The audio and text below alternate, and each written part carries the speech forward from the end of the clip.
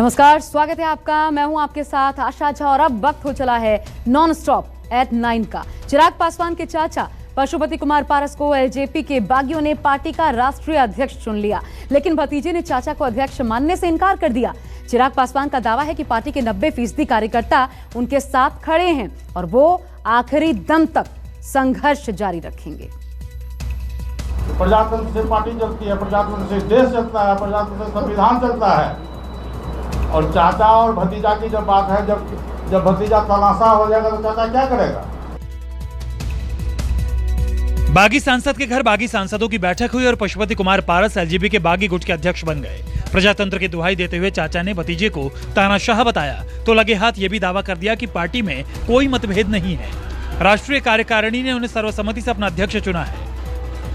खुश तो नहीं है, बहुत बड़ी जवाबदेही हमारे सिर पर आई है, लेकिन उस जवाबदेही का, उस संगठन का हम निश्चित रूप से भविष्य में काम करेंगे, मेहनत करेंगे और पार्टी को पासवान जी के रास्ते पर मैं आगे ले जाऊंगा। भाई रामविलास के सपनों को अपनी सियासी सीढ़ी बनाने वाले पशुपति कुमार पारस ने उन सभी से एलजेपी में लौटने की अपील की जो पार्टी छोड़ चुके हैं। सब जुट जाएगा, परिवार भी जुट जाएगा, पार्टी भी जुट जाएगी, उसकी चिंता आप नहीं करिए। समय बलवान है, व्यक्ति बलवान नहीं है। जब समय आएगा तो पार्टी और परिवार सब जुट जाएगा। बुधवार को पशुपति कुमार पारस ने आरोप लगाया था कि चिराग पासवान लंबे अरसे से 3 पदों पर कब्जा जमाए बैठे थे, जो पार्टी के संविधान के खिलाफ है। पार्टी के संविधान में एक व्यक्ति सिर्फ एक पद पर ही रह सकता है, लेकिन भतीजे को संविधान और नैतिकता का पाठ पढ़ाने वाले चाचा पशुपति कुमार पारस खुद 4 पदों पर बैठे हैं, जिनमें संसदीय दल के नेता और दलित सेना का अध्यक्ष पद भी शामिल है। मीडिया ने जब इस बाबत पारस से सवाल दागा तो नेताजी आपा खो बैठे, ऐसे भड़के की प्रेस कॉन्फ्रेंस छोड़कर चले गए। आपने इस संविधान का हवाला देते हुए ये कहा कि पार्टी में एक व्यक्ति, आप दलित सेना के अध्यक्छ हैं, आप दलित सेना अलग संगठन है। क्या एक पद छोड़ेंगे, राष्ट्रीय अध्यक्ष का पद छोड़ेंगे? राष्ट्रीय अध्यक्ष पद छोड़ेंगे, ये कौन सा सवाल? जब आप कैबिनेट, अरे यार, कैबिनेट संगठन अलग है, सरकार अलग है, इतना भी आपको पता नहीं है क्या?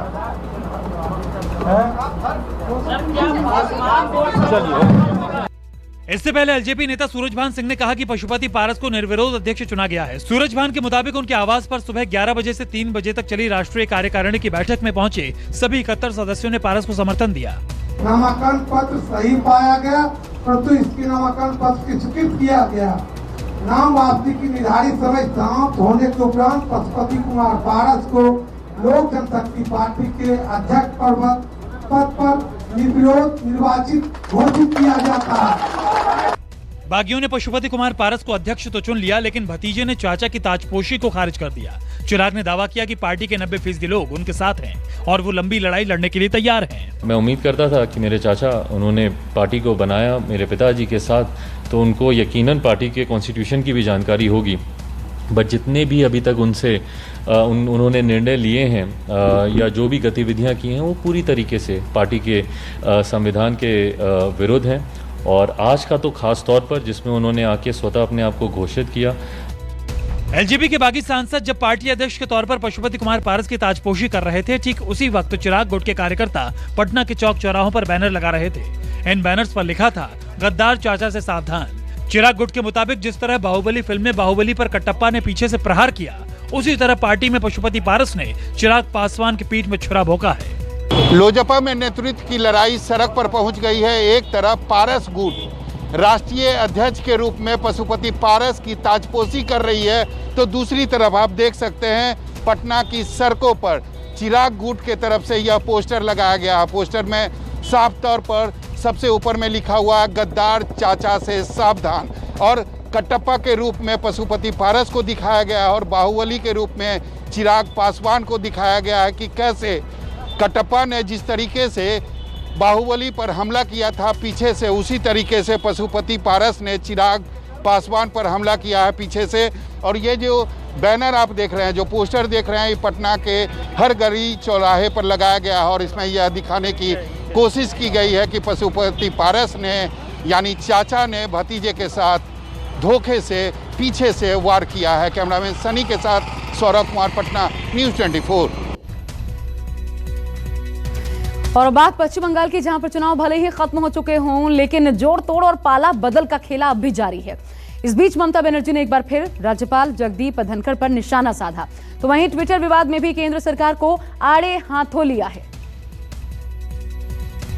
बंगाल विधानसभा चुनाव के नतीजों के बाद टीएमसी में घर वापसी कर चुके मुकुल रॉय बीजेपी को एक और झटका देने के मिशन में जुट चुके हैं। मुकुल रॉय फोन के जरिए विधायकों और सांसदों से बात कर बीजेपी के खिलाफ चक्रव्यूह रच रहे हैं। माना जा रहा है कि बीजेपी के 24 से 25 विधायक और 2 सांसद टीएमसी में जा सकते हैं। खुद मुकुल रॉय भी सार्वजनिक तौर पर ये कबूल कर चुके हैं कि वो बीजेपी विधायकों से बातचीत कर रहे हैं। तो वहीं उनके बेटे शुभ्रांशु रॉय टीएमसी में लौटने वाले विधायकों की संख्या भी बता चुके हैं। कभी टीएमसी में ममता बनर्जी के बाद नंबर 2 की हैसियत रखने वाले मुकुल रॉय को फरवरी 2015 में पार्टी के राष्ट्रीय महासचिव पद से हटा दिया गया था और नवंबर 2017 में वो बीजेपी में शामिल हो गए थे।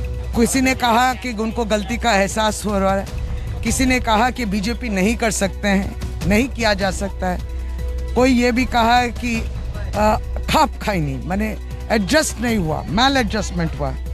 बहुत कठोर हैं, बात नहीं सुनते, आज़ादी नहीं है।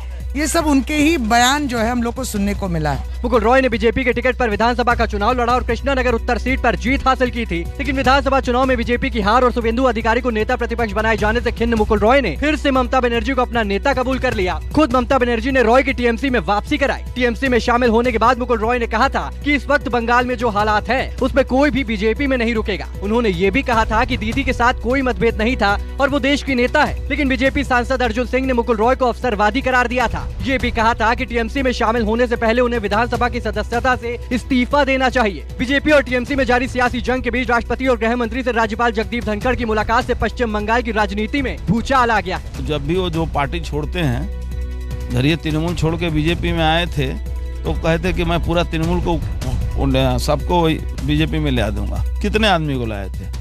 वो ज्वाइन किए थे 2017 में। बेटा उनका जब हम लोग चुनाव जीत गए लोकसभा का 18 सीट, तब उसका बेटा आया। तो उतना बड़ा झूठा आदमी है, उसको खाली धंधा पाने से मतलब है। लेकिन ममता बनर्जी भी उसको जानती है, हमारी पार्टी भी अब समझ गई है। तो देखिएगा वो टाई फिश है, वो क्या बोलते हैं कि चला हुआ कारतूस, जो खाली कारतूस है वही है, उसका और कुछ नहीं। मुकुल राय एक बार फिर से बीजेपी पार्टी के विधायक और सांसदों को तोड़ने का चक्रव्यूह फोन के द्वारा बना रहे हैं। मुकुल राय का कहना है कि करीबन 2 दर्जन से ज्यादा विधायक बीजेपी पार्टी के उनसे संपर्क है और वहीं 2 सांसद उनके संपर्क में है और आने वाले समय में बीजेपी छोड़कर टीएमसी ज्वाइन कर सकते हैं। इधर ममता बनर्जी ने एक बार फिर से राज्यपाल जगदीप धनखड़ पर हमला बोला। ममता ने कहा कि वो 2 से 3 बार पीएम मोदी को लिख चुकी हैं कि राज्यपाल को वापस दिल्ली बुला लें। আমার কোনো রিঅ্যাকশন নেই। একটা বাচ্চা হলে বকে চুপ করানো যায়, আমি কি থাকবো? আপনাকে কি করে বলবো? আমি তো প্রধানমন্ত্রীকে 2-3 বার চিঠি লিখেছি ওনাকে উইথড্র করে নেওয়ার জন্য। राज्यपाल के साथ मुख्यमंत्री की इस रस्साकसी में ममता बनर्जी को अपने धुर विरोधी वामपंथियों का भी साथ मिल गया। सीपीएम के पूर्व राज्य सचिव और पश्चिम बंगाल के वाम मोर्चा के अध्यक्ष विमान बोस ने भी राज्यपाल धनखड़ की भूमिका पर सवाल उठाए हैं। He is identifying himself as a man of BJP. It is ठीक ना? This cannot be the role of a governor, particularly in West Bengal. राज्यपाल और केंद्र सरकार पर हमलावर ममता बनर्जी ट्विटर के साथ भारत सरकार की जंग में भी कूद पड़े। केंद्र पर इल्जाम लगाया कि वो ट्विटर को बुलडोज करना चाहते हैं। This is very unfortunate. They cannot control Twitter. That's why they want to bulldoze Twitter. They cannot control me, so they want to bulldoze my government. They want to bulldoze my party. So that is their phenomena. And one day there will be end. There will be end of everything. Twitter की आड़ में केंद्र पर ममता की वार के कुछ ही देर पहले केंद्रीय मंत्री रविशंकर प्रसाद ने इस मामले पर सरकार का पक्ष रखा था। प्रसाद ने कहा था कि सरकार पूरी तरह से निष्पक्ष है। If half of the government is on Twitter, departments are on Twitter, Prime Minister is on Twitter, the President is on Twitter, I am on Twitter, that shows how fair we are. Okay? But the norms are norms. We are not in the banning of any platforms, no. But you have to follow the law. 3 महीने की अवधि पूरी हो गई 25 मई को, फिर भी मैंने उनको कहा कि नहीं, उनको एक अंतिम नोटिस और दो। और हमने कहा गुडविल जेस्चर में आपको नोटिस दे रहे हैं। हमने कहा आप एक ग्रीवांस ऑफिसर रखिए हिंदुस्तान में, उसका फ़ोन नंबर हो, ईमेल हो कि जाके लोग शिकायत कर सकें। एक कंप्लायंस ऑफिसर रखिए जो शिकायत 15 दिन में हुई, निपटारा हुआ कि नहीं वो बताए। और तीसरा, सरकार से कंटैक्ट के लिए एक नोडल ऑफिसर रखिए। ये जो 3 बातें मांग रहे हैं ना, इसमें क्या परेशानी है भाई? कोई हम उनसे कोई चंद्रमा तो नहीं मांग रहे हैं ना। ठीक है, आपके दफ्तर को स्थापित करने में थोड़ा समय लग सकता है, 3 पदाधिकारियों की नियुक्ति करने में क्या असर होता है? केंद्रीय मंत्री ने साफ किया कि अगर आपको भारत में व्यापार करना है तो भारत के संविधान और नियमों का पालन करना होगा। दिल्ली से ब्यूरो रिपोर्ट के साथ मनोज पांडे, कोलकाता, न्यूज़ 24। इधर सचिन पायलट के दिल्ली से जयपुर पहुंचते हैं उनके खेमे के विधायकों ने गहलोत सरकार के खिलाफ बयानबाजी तेज कर दी। कांग्रेस विधायक वेद प्रकाश सोलंकी ने सीएम अशोक गहलोत को कलयुग का भगवान कहकर तंज कसा है। कलयुग के भगवान अशोक गहलोत जी जब तक प्रसन्न नहीं होंगे, जब तक हमारी पूजा पाठ चालू रहेगी। अपनी ही पार्टी की सरकार के मुखिया के लिए जब कोई विधायक ऐसा बयान दे तो हैरत होना लाजमी है, लेकिन राजस्थान कांग्रेस में अशोक गहलोत और सचिन पायलट की गुटबाजी को समझने वालों को इस बयान से कोई अचरज नहीं हुआ, क्योंकि वेद प्रकाश सोलंकी पायलट खेमे के सबसे मुखर विधायक हैं और गहलोत पर कटाक्ष का कोई भी मौका वो खाली नहीं जाने देना चाहते। बात यही हुई, बार बार कह रहे थे कि भाई आपकी नहीं सुनी जाएगी, नहीं सुनी जाएगी, नहीं सुनी जाएगी तो आप क्या करेंगे। तो मैंने यही बात कही है, बार बार मैं दोहराया है कि अगर नहीं सुनेंगे तो यही बात होगी जिस तरह से मंदिर में हम जाते हैं, हमारी सुनते हैं नहीं सुनते भगवान, लेकिन फिर भी हम जाते ही नहीं जाते। जो बात हुई वही मैं कह रहा हूँ अभी भी कि कलयुग के भगवान अशोक गहलोत जी जब तक प्रसन्न नहीं होंगे, जब तक हमारी पूजा पाठ चालू रहेगी। 5 दिनों तक दिल्ली में रहकर बुधवार को ही सचिन पायलट जयपुर पहुंचे, जहां उन्होंने अपने खेमे के मुखर विधायक वेद प्रकाश सोलंकी और इंद्रराज गुर्जर से मुलाकात की। अभी 2 दिन पहले ही बीएसपी से कांग्रेस में शामिल हुए 6 विधायकों ने गहलोत सरकार की आलोचना करने वालों को गद्दार करार दिया था। सोलंकी और गुर्जर ने इस पर भी पलटवार किया, बोले जो खुद सत्ता के लिए इधर उधर करते रहते हैं, क्या वो हमें सर्टिफिकेट देंगे।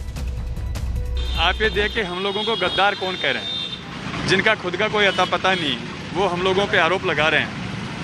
ये बड़ी सोचनीय बात है कि जो व्यक्ति 3 साल पहले कौन सी पार्टी में थे, उसके बाद कौन सी पार्टी में गए और उसके बाद कौन सी पार्टी में आए और 2023 में किस पार्टी में जाएंगे, ये भी उनका कोई भरोसा नहीं है। हम वो लोग हैं जो मूल रूप से कांग्रेसी हैं, हमारे बाप दादा सब कांग्रेसी थे।